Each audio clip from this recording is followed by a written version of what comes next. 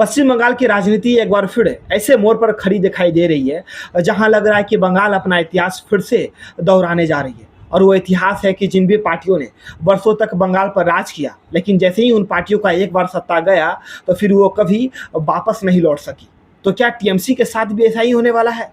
तो चलिए आगे इसी मुद्दे को पूरे विस्तार से समझते हैं। तो मैं आपको यहाँ पर बता दूं कि आज़ादी के बाद लंबे समय तक बंगाल में कांग्रेस का दबदबा रहा।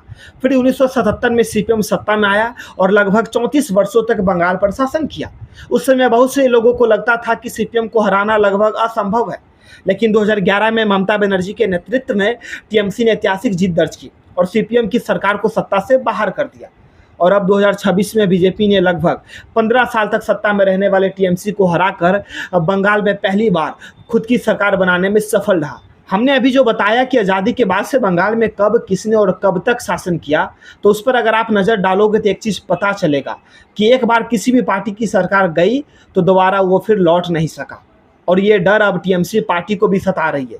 और जिस हिसाब से टीएमसी की मौजूदा हालात दिखाई दे रही है, उससे कहीं ना कहीं लगता है कि टीएमसी की भी हालात कांग्रेस और सीपीएम जैसी सच में बन भी सकती है। क्योंकि टीएमसी जब से चुनाव हारा है तब से पार्टी के भीतर ही आपसी मतभेद काफ़ी दिखाई दे रही है। कई पुराने और भरोसेमंद नेता पार्टी छोड़ रहे हैं। कई लोग आरोप लगा रहे हैं कि टीएमसी की सरकार में काफ़ी अत्याचार और भ्रष्टाचार किया गया था। और कई विधायक नेता अभिषेक बनर्जी यानी ममता बनर्जी के भतीजे के कामकाज को लेकर बिल्कुल भी खुश नहीं है। इसलिए टीएमसी पार्टी अभी बहुत बुरे दौर से गुजर रही है। ऐसे स्थिति में पार्टी खुद को संभालेगी या बीजेपी से लड़ेगी, ये टीएमसी के लिए बहुत बड़ा चैलेंज होगा। लेकिन मैं यहाँ पर आपको बता दूं कि बंगाल का इतिहास जरूर बताता है कि सत्ता परिवर्तन के बाद पुरानी पार्टियों की वापसी मुश्किल रही है। लेकिन यह भी बात सच है कि हर दौर की राजनीति अलग होती है।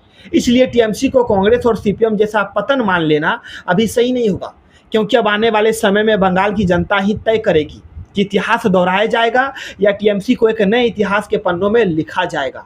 यहाँ पर आपको क्या लगता है कि क्या बंगाल में क्या हो सकता है? वो कमेंट में आप लोग जरूर लिखना।